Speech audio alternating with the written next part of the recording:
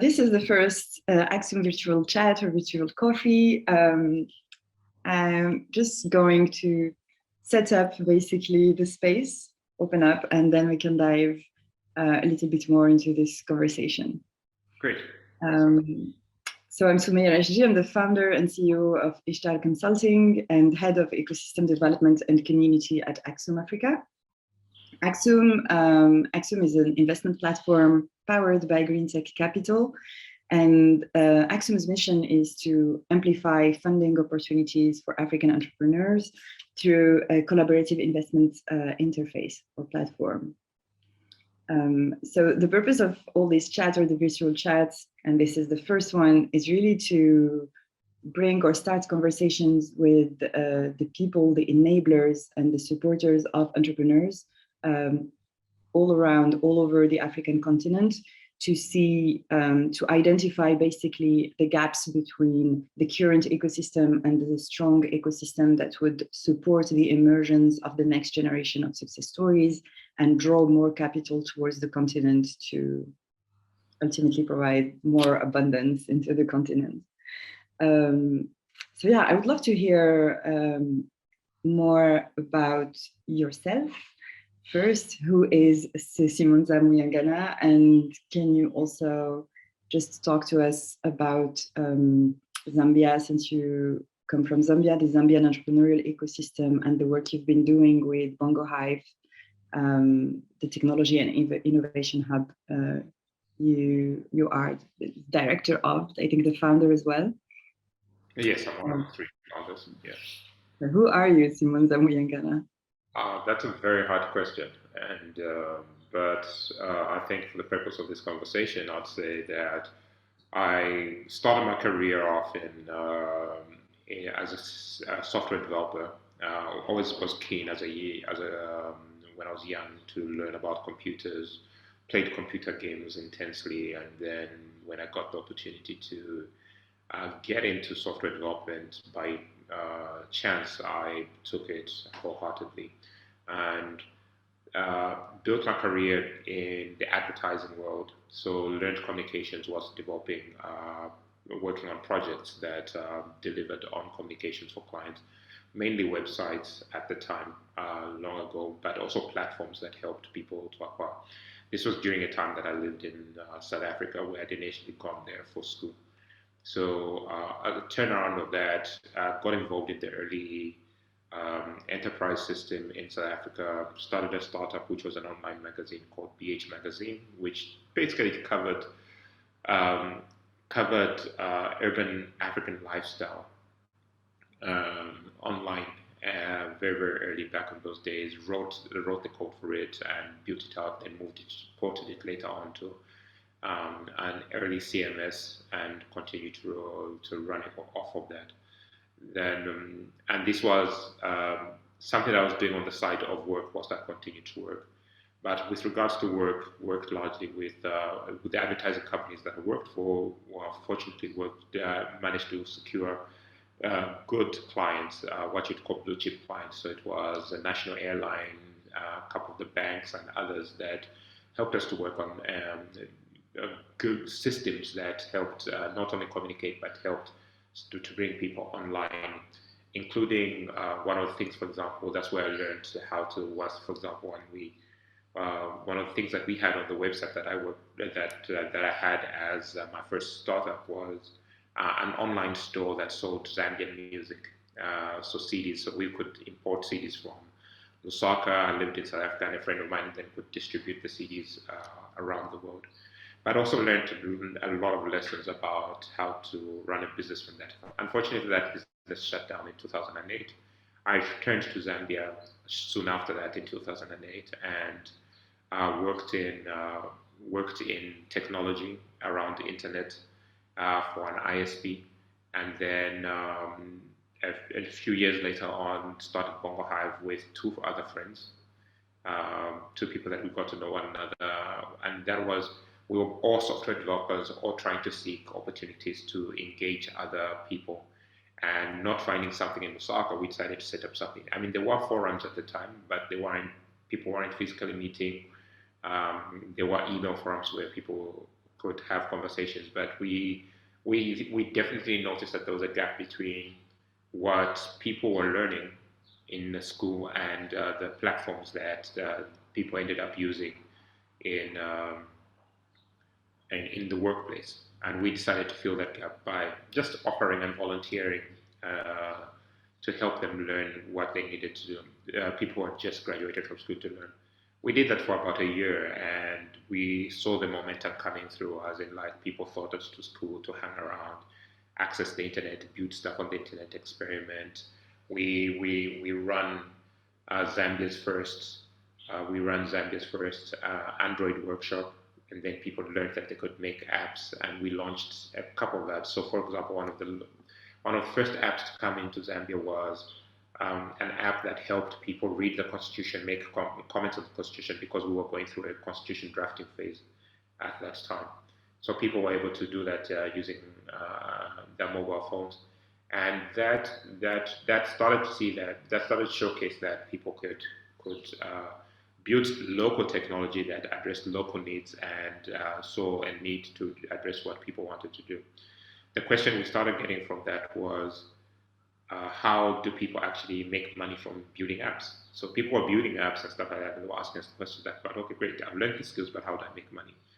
So that's what encouraged us to say, "Okay, great," and following in the steps of a number of other places around the continent that had started to move in that direction. So you had the iHub in Kenya, you had NILAB also in Kenya, you had CC Hub in Nigeria, and other places that were coming up across Africa, active spaces in Cameroon, for example.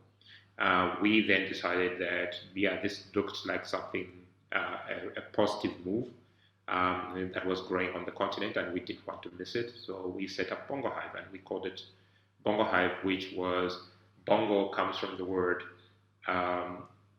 in most Zambian languages, a good number of Zambian, Bongo comes from the word Uwongo, which means your mind, and a hive is a collective, is a place where people meet. So in short, Bongo Hive means a collective of minds, and that's what we do. I love it. It's like, it's also, you mentioned the innovation part that was important, and then you bring the business part, so you connect both. My question to you, since Bongo Hive is a collective of mind, is what is the importance of community in this evolution or collective evolution we're going through? All right. So at Bongo Hive, we say that we work with great minds building viable solutions that will change the world.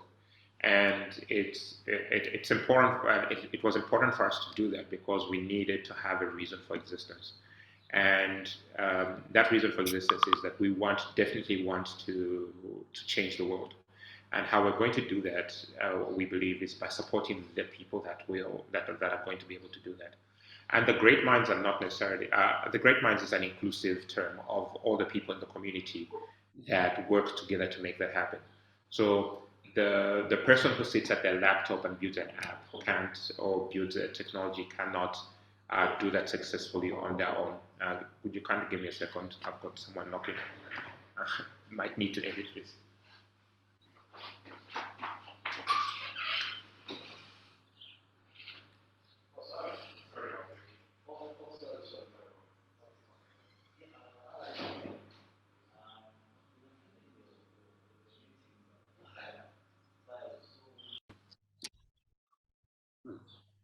Thank you. Anytime. I want to bring the conversation to the community part, innovation, and the future we want to build, to collaborate in building in Africa. And the first thing that comes to mind when I hear your story and the work you've been doing with Bongo Hive is really how you are connecting innovation to viable business models or ways to monetize this creativity and the innovation that's already been here. Like, it's been here forever, like since you started. So can you just describe maybe the current state of the art, what's going on, and where you would like to contribute to build basically the change you're mentioning, or what would it look like? Yeah. Oh, great. So we say at Bonga Hive, we say that when we talk about our mission, we say we work with great minds building viable solutions that will change the world.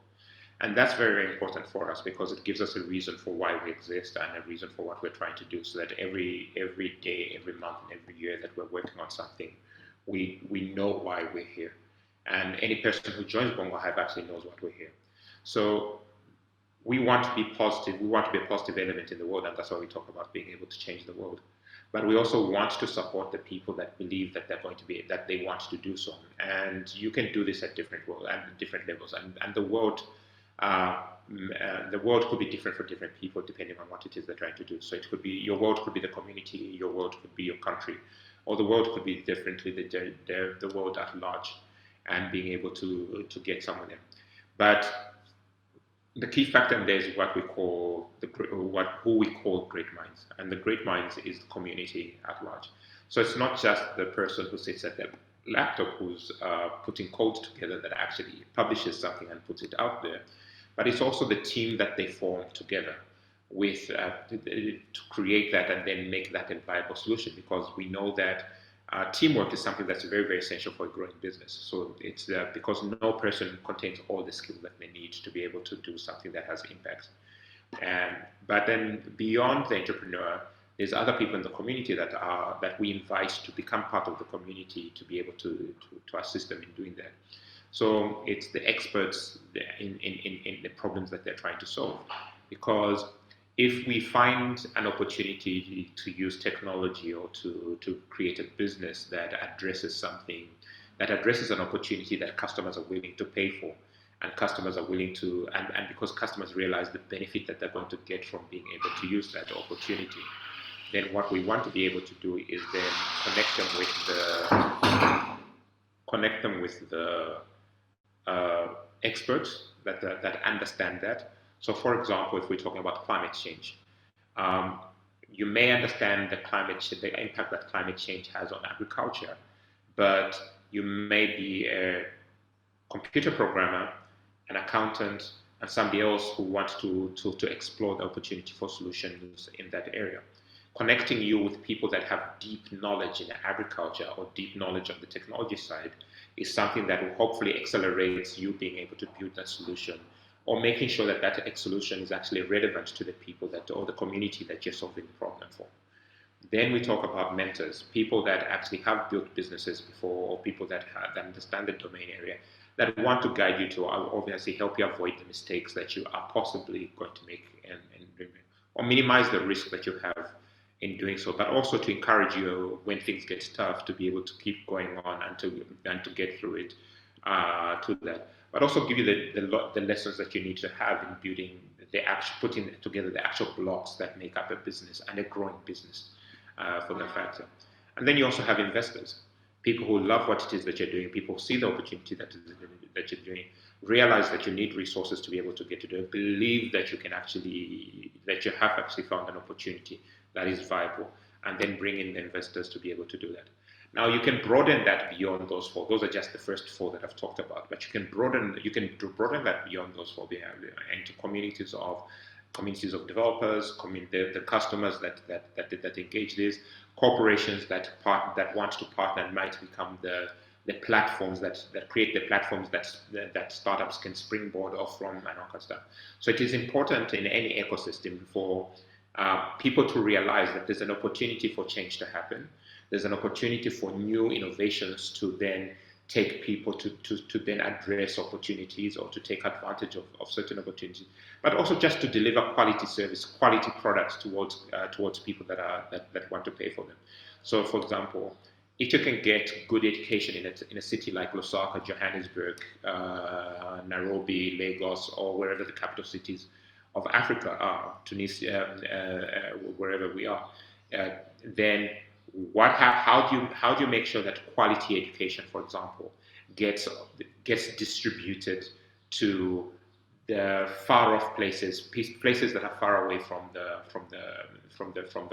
capital. So it's learning what education is. It's learning what teachers need to distribute. It's learning how teachers work with pupils, and then because they are not necessarily technology people, it's the technology people then coming together to start building, experimenting, and figuring out how to make that happen. But also bringing business people in who will then be able to say, like, how do we make this sustainable so that it actually can sustain itself as a business and can actually grow and can actually work and can actually scale out across the continent. And so once you start to do that, then you start to have solutions that have a positive, hopefully have a positive impact on the lives of people across the continent. This is, yeah, I think you brought up so many topics that you can dive into. And the first one is the one I love and I'm most passionate about is the ecosystem part. The ecosystem and how important it is to be connected to a diversified ecosystem of actors and players that support the African entrepreneur or the Zambian entrepreneur or the entrepreneur at the heart or the innovator at the center of our attention. Because when we talk about it in ecosystem, like it's became this kind of buzzword where we don't really, or an empty shell that we don't really know what it encompasses.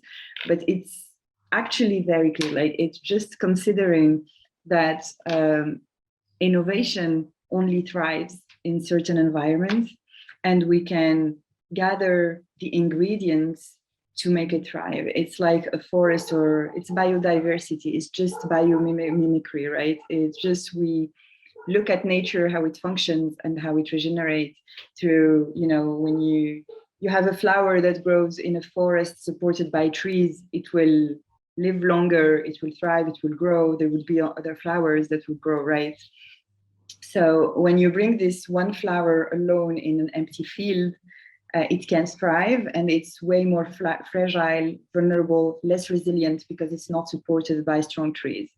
And the idea is just having this image in mind in how we are supporting entrepreneurs and entrepreneurship, but first entrepreneurs as individuals or innovators or leaders today, and how it's difficult in our countries. I'm Algerian, so just how it's difficult, or many entrepreneurs and innovators just feel alone and struggle, especially you were talking about rural areas or spaces where education is less accessible and things like that, where people who would like to innovate don't have access to an environment that helps them thrive and that helps them or supports them into giving life to their ideas. So of course you always have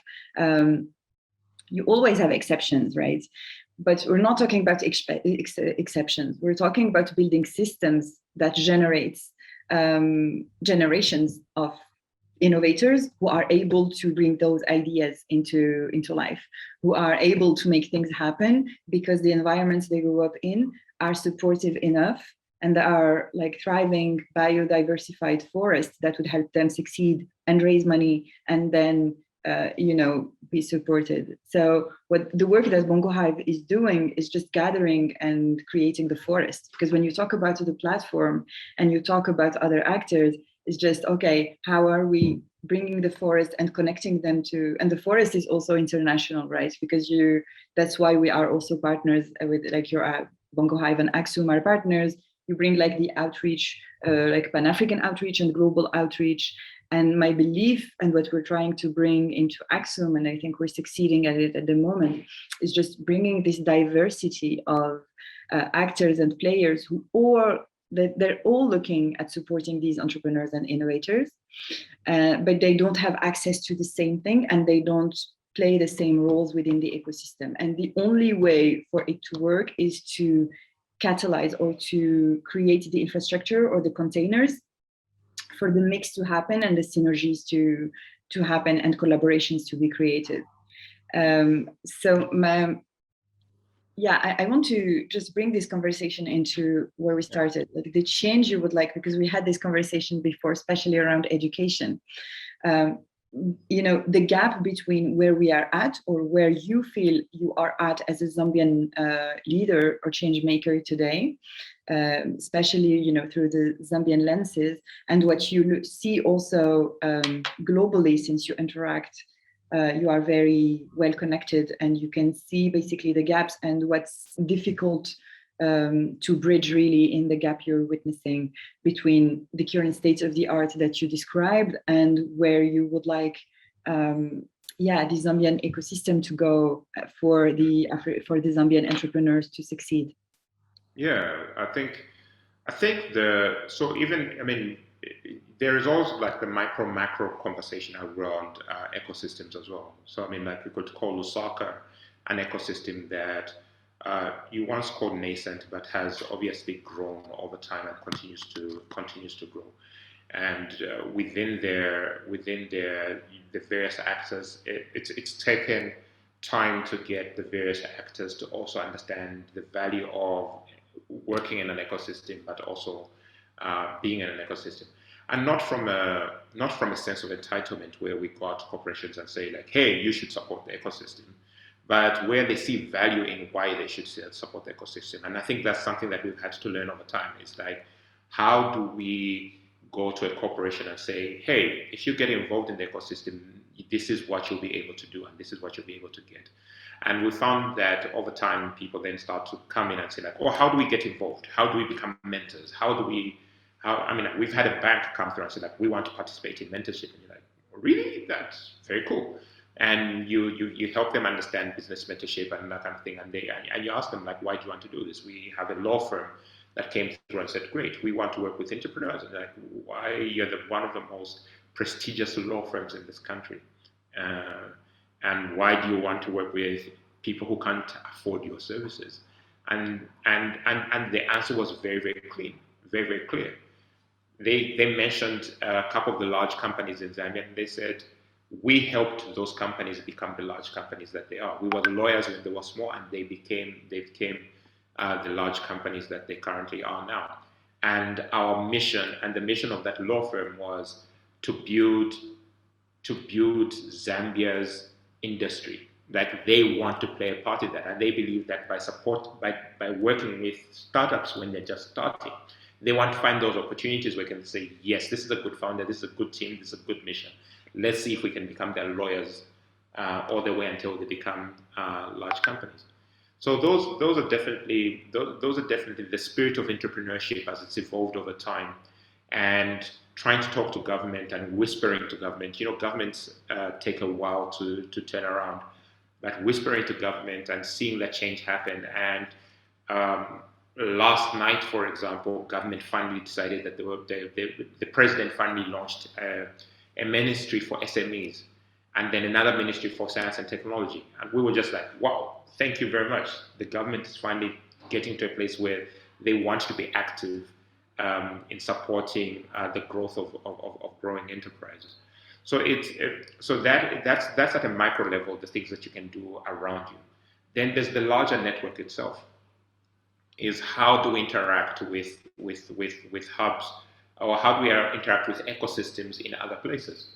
So one of those initiatives that we decided to take was what we call the Southern Africa Venture Partnership, which was hubs in Malawi, Zambia, and Zimbabwe, getting together and having conversations on how we can support entrepreneurs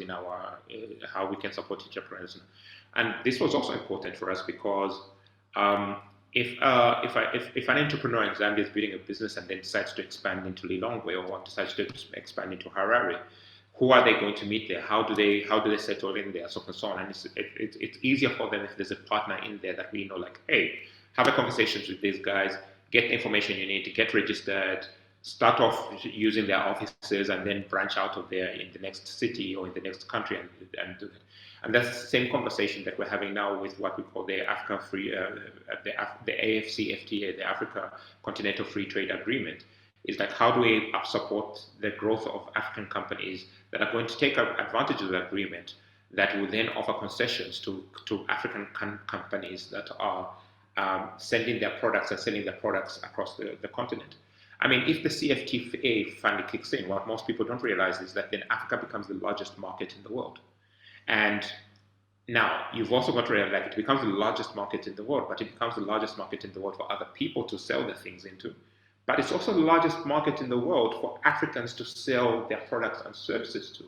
So why can't we do that? And we've seen examples of this, the advantage of like an America and the fact that you've got 50 states in one country is an open market for everybody to be able to make sure that products can go and scale out across the continent.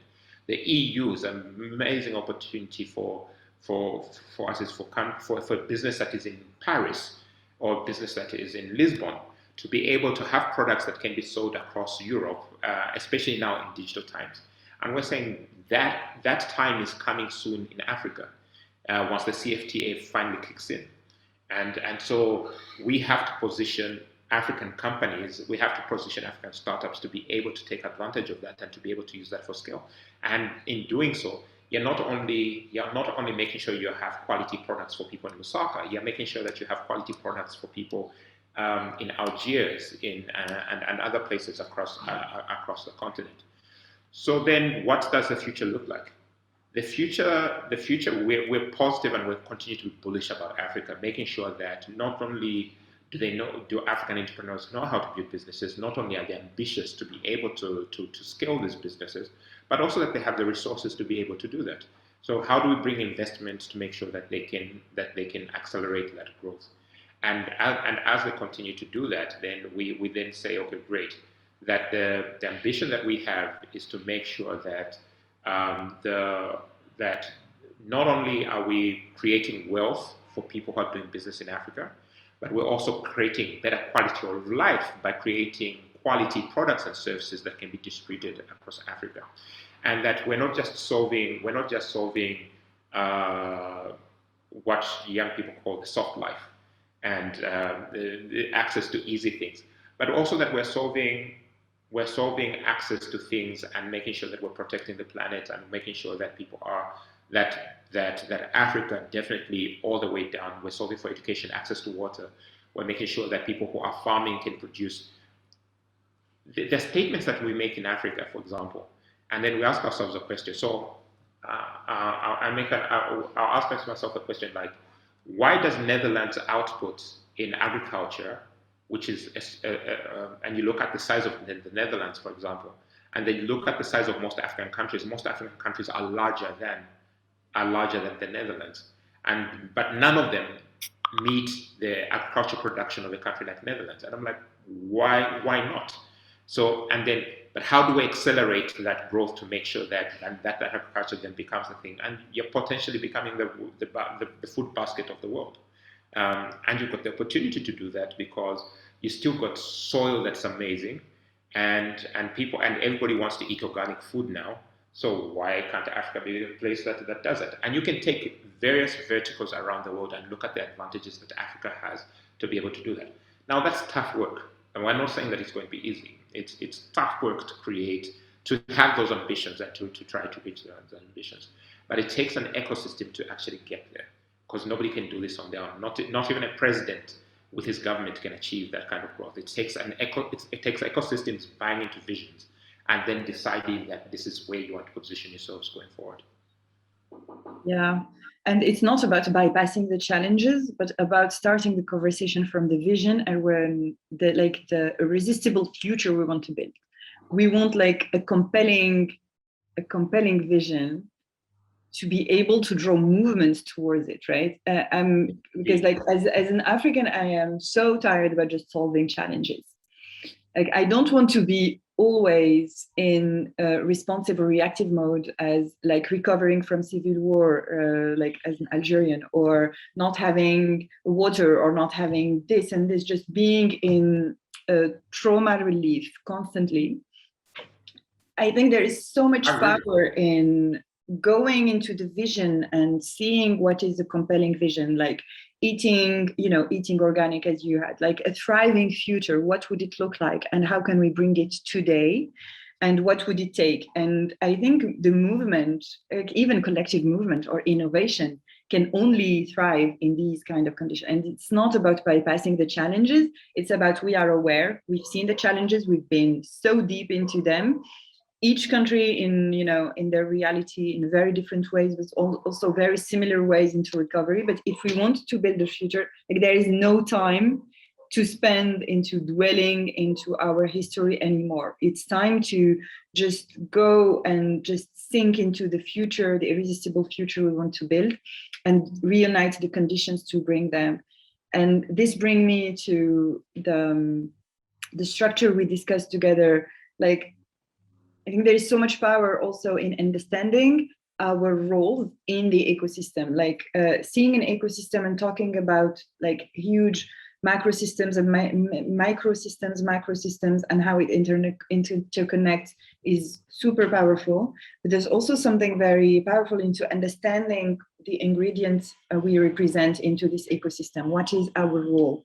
Like in AXUM, we understand that our role is really into bringing foreign or global investment and connect them to local investors like African investors, and then connect all these communities of investors to African opportunities, because there are innovators and we just need to bridge the gap. The other role that AXUM also is capable of bringing is how are we helping those innovators, entrepreneurs, to be ready to invest and tell the stories that are compelling to the investors who are global, are not used to our stories, and not used and don't know the African ecosystems and what's going on onto the innovator side. So we are bridging the gap, and our role is right there into the investing, increasing the volume of investment, but also channeling investment into the right spaces, or in spaces that usually or traditionally or systemically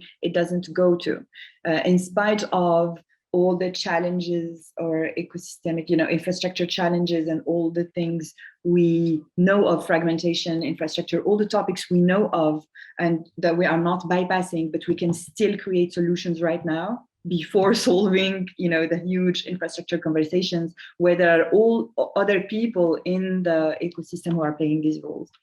And the framework we thought about and you suggested was really, there were three axes: the leadership component, or the leadership development component that I'm very passionate about. The second one was really about processes. You talked about management processes within like enterprises and companies, but I'm thinking about processes in general, even ecosystem processes, right? Just systematize generative behaviors in different kinds, even in collaborations and partnerships and connectedness and everything we're trying to build. All of this needs like a systemic thinking and development of processes. And also it translates within the companies into like learning about management processes. And then the third component was investment, drawing more money, and that's our like AXUM's role. Investment, drawing more money, connecting global investors to African opportunities, and increase the opportunities to fundraise for these entrepreneurs.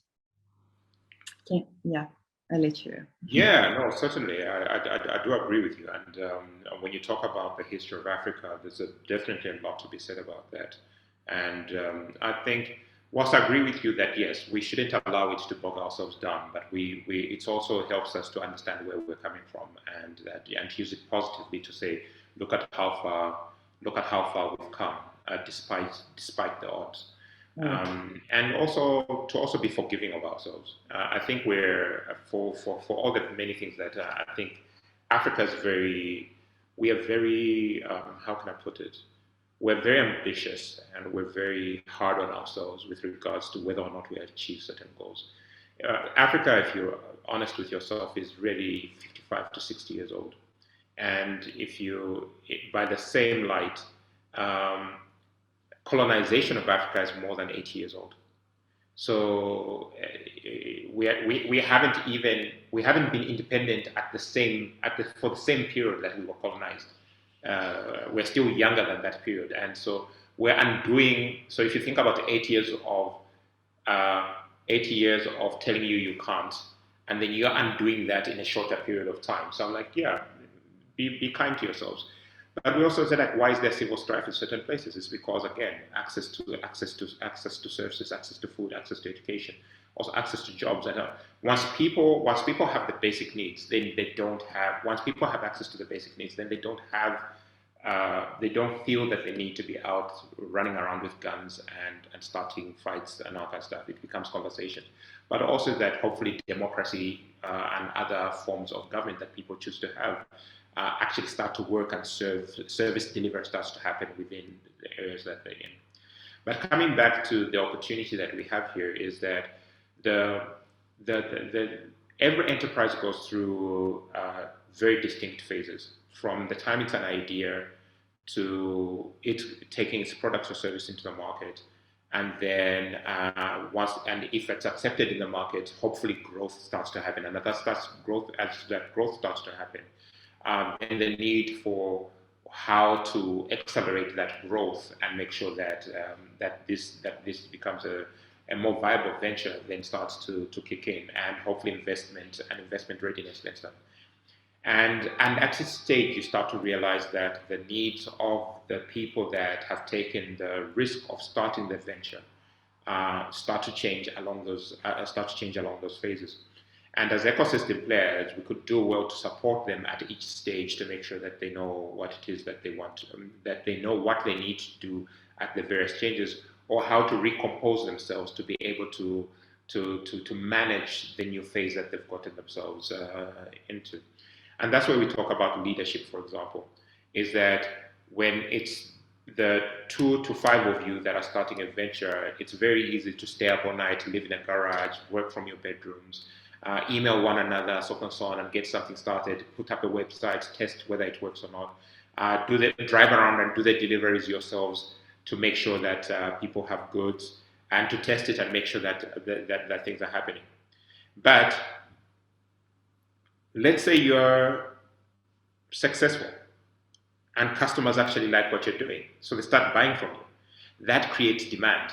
And to meet that demand needs more resources, it needs more people, it needs more time, it needs more concentration, it needs changing of things to make sure that it flows more easily. And then you start getting yourself into a place where, like, you're getting into market, and you start to realize that to continue to meet and to continue to delight your customers means that your company also starts to change. So you've got more people on your team, you've got more focuses, the responsibilities that you have amongst the people that started the team also start to change. And where it was very easy to sit around the table and just talk about things, now you're in different spaces, because now each person has got 3 people that now report to them, or however many people that start to report to them. But then you all now need to be in sync with one another. So you used to sit at one table, but then now you've gone for 1 week where you haven't really talked with each other. You start, so that's when management meetings become the norm. And you need now, where you used to talk about how the money flowed, is now you all have to sit around the table and find out what's going on with the money. So finance meetings start to take place. So these meetings start to kick in and which are great, which starts to create. But that's what starts to create the processes. Now you're bringing in people into the company that never are not shareholders in the company, or not founders of the company, and just want to work for the company sometimes and move on, and because it's a job. So then HR processes are how to keep them safe, how to make sure that they're happy with the place that they're working in, all that stuff. And I think realizing what all of those things are is what we do as ecosystem players, in like helping them to then set up and realize what those processes are, to be able to forecast for themselves what does a team look like in the company, where should the team look like in the future. So you have to plan ahead for this. What do your customers look like now? What should your customers look like in the future? And what should they be saying about what it is that you're doing? The people that are your partners or your suppliers, how do you want to relate with them going forward? Do you need new partners? Will you be working with more partners, or is it the same partners? Should your partners be prepared for your ability to scale? Or are they going to continue to treat you like a small company forever? The people that help you with distribution, so making sure that your product goes out, and all of those things are.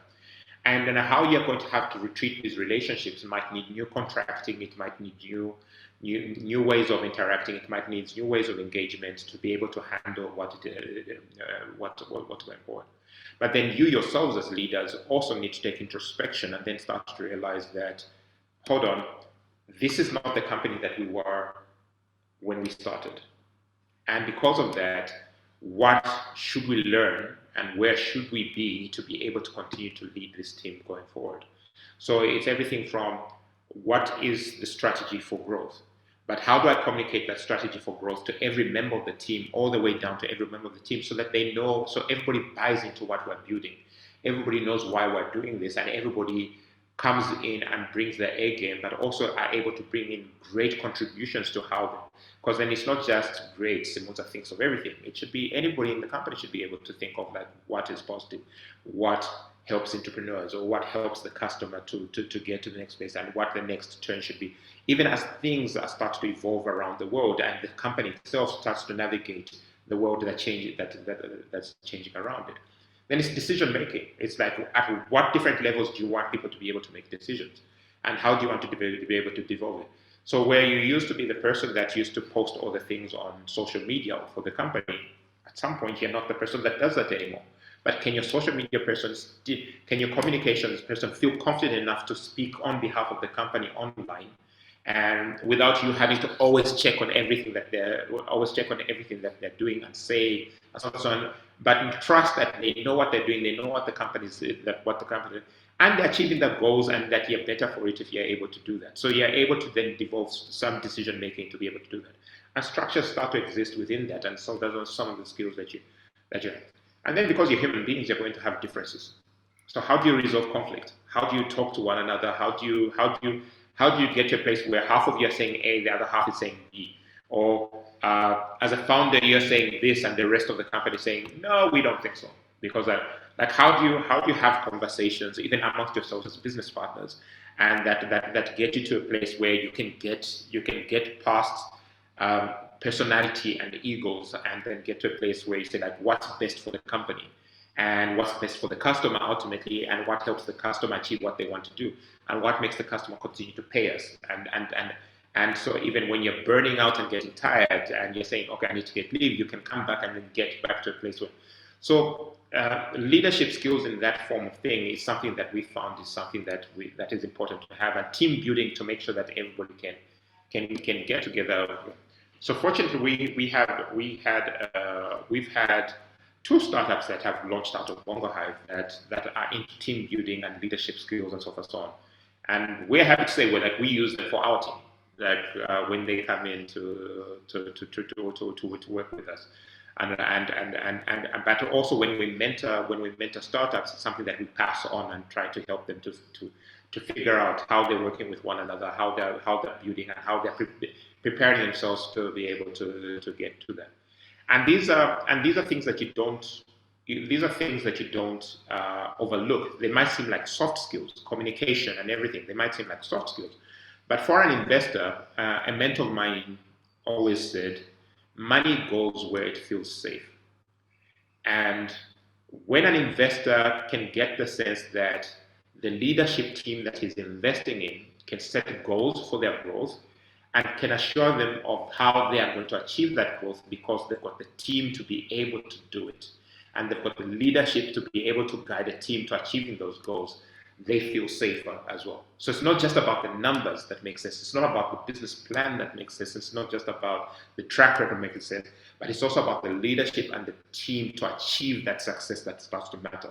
So it then comes back to full circle to making sure that the team has got the leadership skills they need to be able to get to the next goal, and they've got the processes in place so they can focus on achieving that goal. I love this. 100%. So what is the biggest differentiator today between the entrepreneurs that go through Bongo Hive that succeed and the ones who are struggling more? Like, I don't like to frame it that way. It's not succeeding and failing, but the ones that are making it more easily or having results more easily, and the ones that need more attempt to get there. I have to admit that it's been a learning curve. So it's I think sometimes people forget that 10 years ago, so Bonga is 10 this year. 10 years ago, even though we were helping entrepreneurs, we were a startup as well. Mm. And and whilst we set out to help entrepreneurs, we also were learning how to grow the company, but also how to help the entrepreneurs Yeah. that we were working with. And the lessons we've learned are largely around, first and foremost, everything rises and falls on the founder and the team that they decide to create around them. So we've noticed over time that when you have a team, the chances of success are a lot higher, especially a team that can communicate well, share responsibility, and share lines of what it is that they want to achieve and how they're going to do it. Starts to matter and get into that. But two, it's also making sure that they can quickly realize whether or not that they've got a, a problem with solving. So it's not always the case that the team wasn't great. Sometimes it's a great team, but the idea that they have for the business that they want to launch, just it could be wrong timing, could be that the market just isn't there. And so the quicker they can, the sooner that they can realize that, listen, this is not a market that that is going to grow, then they can change and hopefully find something else that they want to work on. Then it's just also ambition. It's them within that being able to say, okay, great. These are the lessons we've learned. This is what we're going to carry on and do. And sometimes,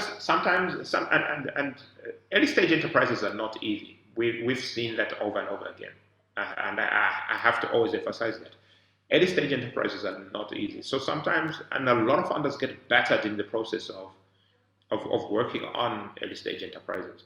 And sometimes they need to take a break. Sometimes they're like, listen, I've tried to run this business for a year or two, it hasn't really panned out. I'm going back to get a job. And there's no shame in doing that. Really do not. We do not, in our community, we do not shame anyone for making that decision. But we keep them in the community because, and why we keep them in the community is we've learned that entrepreneurs are entrepreneurs. Even if they go and get the job, there's always that itch for them to come back and decide, like, hey, you know what? I've got another idea. I've learned these things, and I want to start again. Yeah. And but this time, and very often they're better the second time around than the first time around because they've got the Actually. lessons from the first startup. They've got lessons they've learned in the job that they took, and by the time they come back into business, they are more structured in their approach. They know what they want to avoid. They can see a lot further than they did the first time for as to what works and what doesn't work. They know how to handle a better relationship with founders, and they know what it is that they want to do. So that's another thing that we need to be able to provide as ecosystem providers is that environment and that ecosystem that allows people, if they've failed, and we're okay with using the term failure, if they failed the first time, is that, yeah, that's not because you're total failure. It's just because what you were trying to do didn't work. Very often, what you were trying to do didn't work. But you've got an opportunity to recognize what happened. And if you ever decide you want to work on a business again, hopefully you're going to do it better. And we're still here for you. We're not like, hey, you failed, you can't talk to us again. You're never ever going to become an entrepreneur again. No, it's like we're here for you. And we've seen people, investors work with people who've come back a second time and all that stuff. And that's been easier for us to understand because we also failed at different things. I told you about an online magazine that I first started. And the lessons from running that one and coming back is what I told entrepreneurs like, hey, be careful about this, be careful about that. And those were lessons that I had from a previous failure that I had. So it's creating that ecosystem, it's creating that environment, it's creating soil that says that yes, it's okay, you can do this again. Same. I can relate so much. I also had like the first attempt, first failure, and the second business is definitely not the same, and it's so much closer to what I would like to be. Like at the beginning, there's like this idea of what a business should look like. So we reinvent the hamster wheel into our own businesses. It's like I don't know. There's something that is so powerful in trial and error that can that just like learning is really an experience. It's not, we don't learn in the books, right? We learn to trying and failing. So I would like to conclude this conversation with a few words you said that resonates a lot. The first one that just stays in my mind is how, as Africans, we should be kind to ourselves. especially after going through colonization, and we are like recovering while building a new future. And you said that our countries has been younger, like less time independent than colonized. Algeria was colonized for 132 years, and yeah, and like an independence arrived in 1962. So it's very young country in that 60 years way. old. Yeah, so it's already a lot, like what we've achieved and how far we've come since then. And this is also applicable to so many African countries and other colonized countries in general. That was one part. The second part is also being kind to ourselves when we fail. And also the third one was around leadership skills and the communication, how to communicate, basically the skills of self-awareness and communication to be able to make the leaps when the enterprise grows. So these are my takeaways from you, what you said. I would love to have yours. What are your takeaways from this conversation? And what would you like to, if you had to summarize your like one message to give first to the support organizations in Africa today who are doing similar work than you and Bongo Hive, and the other one would be to entrepreneurs. What would you say?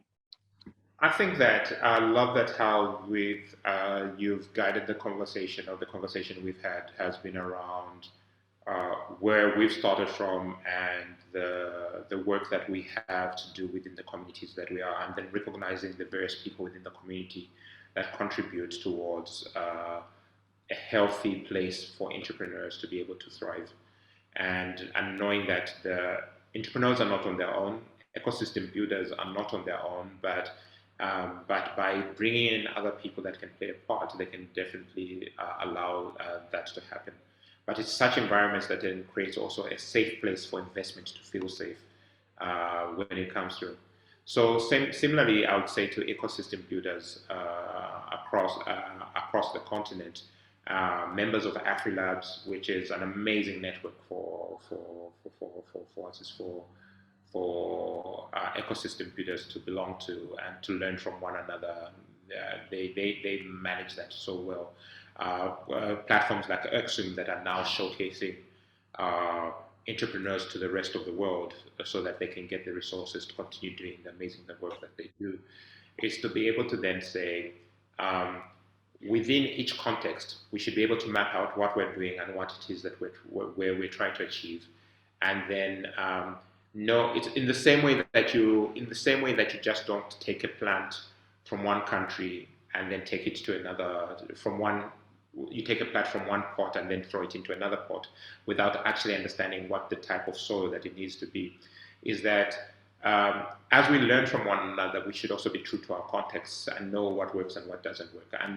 And we're very there are ecosystems, for example, that are very that we all admire on different days. I mean, like if I talk to my colleagues in Johannesburg and they talk about, oh, our government is setting up this, and we had a meeting that says this, and they provide this, and we're like, your government?